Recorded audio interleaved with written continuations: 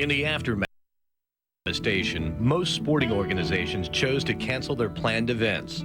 Others went on in defiance of the acts playing out on the world stage and in tribute to the fallen. But more sorrow was waiting in the wings, and the joy of a first victory and continuation of championship seasons offered little consolation. As life comes slowly back into order, the long road ahead is paved with questions. We'll try to answer some of them on RPM Tonight, next.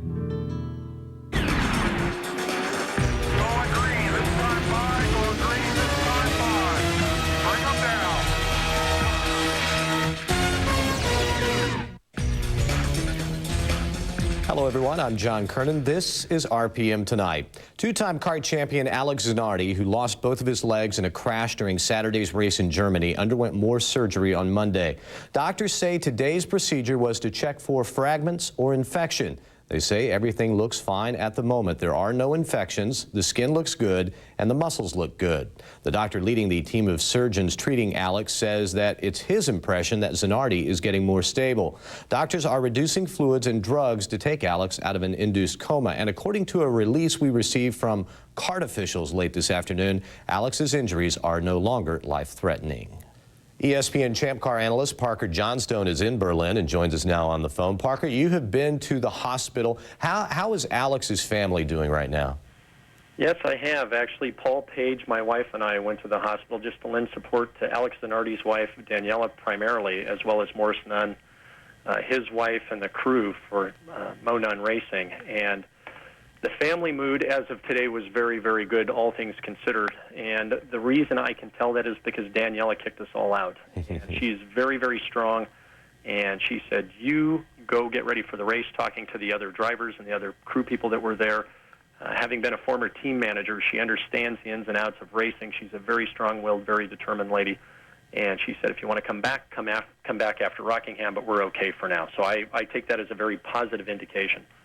Doctors say Alex isn't out of the woods yet. Did anybody give you a time frame as to when Alex's family, can breathe a little bit easier? Well, the hospital staff is incredibly impressed with Alex's strength and his heart. They are amazed at his recuperation. They performed another ultrasound overnight to make sure that his internal organs hadn't suffered any damage or hadn't been infected from the tremendous fluid loss.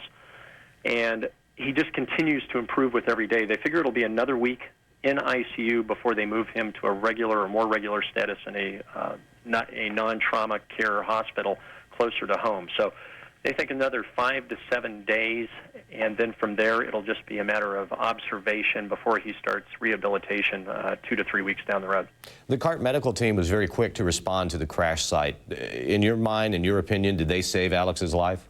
Absolutely. I think that was the key to Alex Zanardi being alive.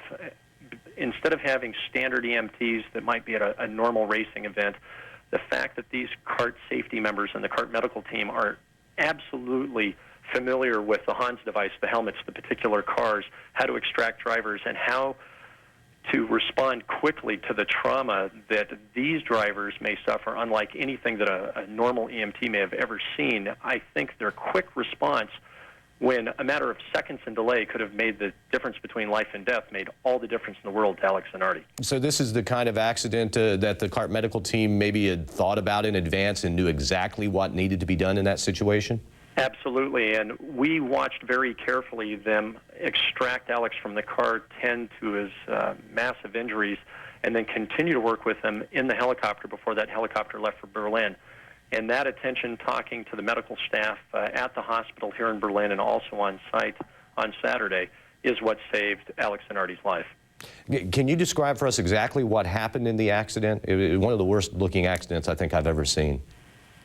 The two factors that determine the severity of an accident are difference in velocity between the car that's traveling and either the other car it hits or a stationary object, and also the angle of the impact. And as Alex Zanardi lost control of his car, crossed the grass strip and the small access road into the path of Alex Tagliani, you had two of the worst possible combinations in that very high speed differential. Alex Tagliani probably traveling in the neighborhood of 195 to 200 miles an hour into an almost perpendicular Alex Zanardi. And these cars can take tremendous impact both at the front and the back, but not in the sides. And essentially Alex Tagliani's tub cut Alex Zanardi's tub in half just below the hip line of his left leg across his right lower leg in one of, as you said, John, probably one of the most horrific accidents I've ever witnessed. And the fact that Alex Zanardi survived that and has no other internal injuries except for a small crack to his pelvis is absolutely miraculous. Yes, it certainly is. The series races this weekend in England. Parker, considering what happened here in the United States last week and then Alex's accident, what is the mood of the entire kart community? Well, John, remember that we're a very isolated American group in that not having contact with the United States, not having been there during the terrorist attacks, and being on our own little island over here in Germany and now moving to England, there was great solidarity amongst the teams, the crew chiefs, and the owners, not even to run that race. So the fact that it was run was under the most difficult of circumstances. And then to end the race with the tragedy, that horrific accident of Alex Zanardi, everybody was very quiet, very solemn, and it's the one thing drivers never want to acknowledge is the severe trauma and even loss of life to a fellow competitor. And I know what kind of impact the loss of Greg Moore was to this community, and going to London for this race this weekend will once again, just when we got the race underway and you started to see people smile and people were doing once again the thing they know how to do best, which was to race, it brought reality crashing back down on them, combining the tragedy of what happened in the United States as well as the tragedy of what happened to Alex Zanardi. Well, Parker, thank you very much for your time, and we will talk to you again soon. Thank you very much, John.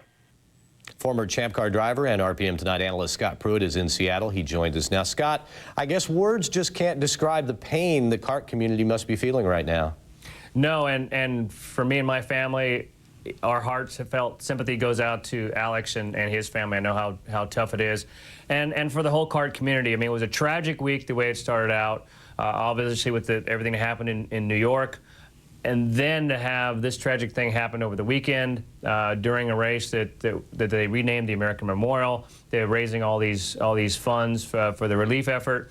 And then to have this happen was just horrific. Will the chassis makers take a look at the accident and try to come up with some way to prevent something like this from happening again? Or as Parker was talking about the angle of incidents and everything, would it just be impossible to prevent something like this?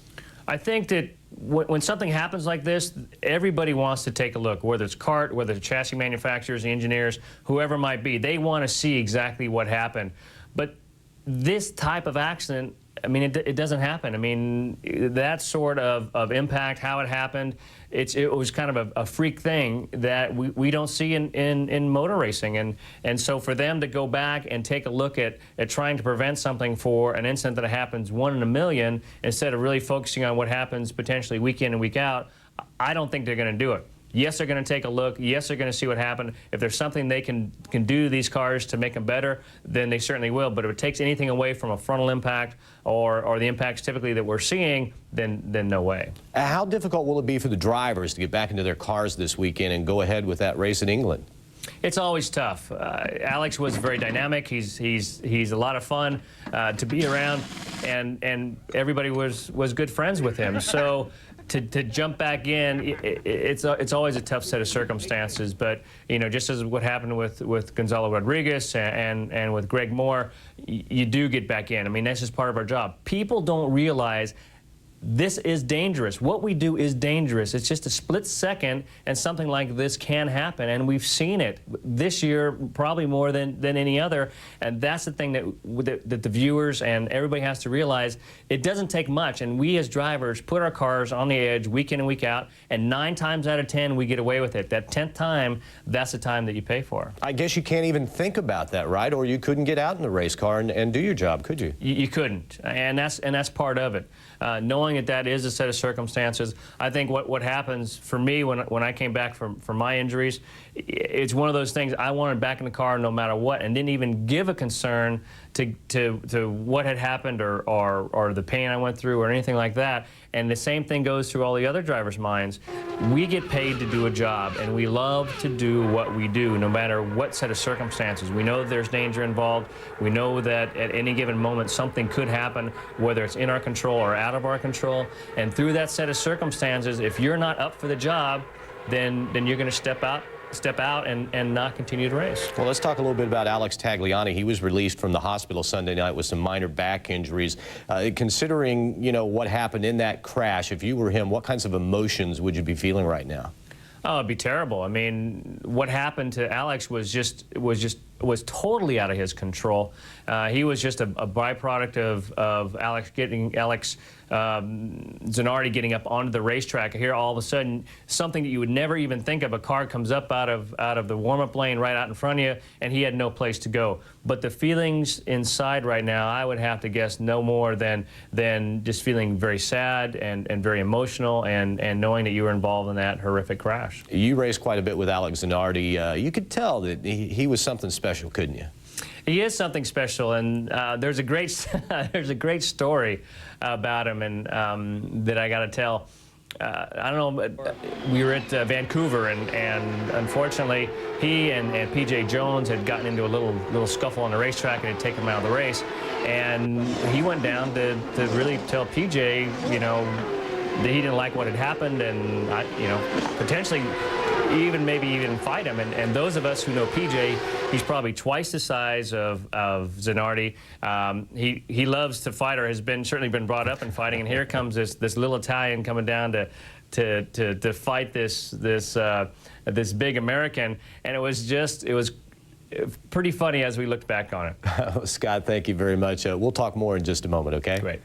Many of you have sent us emails concerning Alex, and this one is fairly representative of them all. From Christian in L.A., Alex Zanardi will be greatly missed by all motorsports fans worldwide. It is a great thing that Alex did not lose his life. I have faith that he will make a remarkable recovery. His spirit and charm on the track will be greatly missed. Later on RPM tonight, Jan Bikus will have more on Alex Zanardi. And when we come back, the man who replaced Alex at Ganassi Racing wins in Formula One. RPM Tonight is brought to you by Sports Century. The top 50 and beyond, weeknights at 8, only on ESPN Classic. The Italian Grand Prix Sunday, Juan Montoya on the pole again, third time in the last 4 races. Montoya led the first 7 laps until a small mistake cost him, and Rubens Barrichello shot by to take the lead on lap number 8. Lap number 16, Alex Young, who was making the first F1 start ever by a Malaysian driver, spun in front of Montoya. In third place, Michael Schumacher. They avoided him. 19 laps in, Barrichello in the pits, giving the lead back to Juan. A problem with the fueling rig slowed Barrichello's stop to 16 seconds plus. 27 laps in, Montoya in the pits. And that was his only stop that gave the lead to his teammate Ralph. Schumacher had yet to pit. 13 laps to go. Barrichello will go into the pits for his final stop. He was out in 6.4 seconds. Montoya retook the lead. Ralph in second. Less than 10 to go. Barrichello passed Ralph to take over second. Schumacher going offline, but he let Barrichello by to avoid a penalty. Montoya went on to pick up his first F1 victory. I'm just so happy. You know, first of all, I think I want to thank everybody at Williams, BMW, Michelin. They've done a fantastic job for me, and just so pleased with the result. Montoya joins a who's list of drivers who have won in both Formula One and the Kart FedEx Championship Series. One other note, though, Juan still has a little catching up to do with the other drivers on this list. Along with them, he has won a Kart Championship, but Villeneuve, Mansell, Emo, and Mario also have each captured at least one Formula One World Driving Championship. Speaking of champions, Michael Schumacher says he will race in the U.S. Grand Prix later this month. A statement issued by Ferrari said the 4-time champion would compete in both Indianapolis and Japan. Before this weekend's race at Monza, Schumacher had been quoted as saying that he wondered if Formula One should race in the United States following last week's terrorist attacks. Ferrari had given Schumacher permission to skip the U.S. Grand Prix if he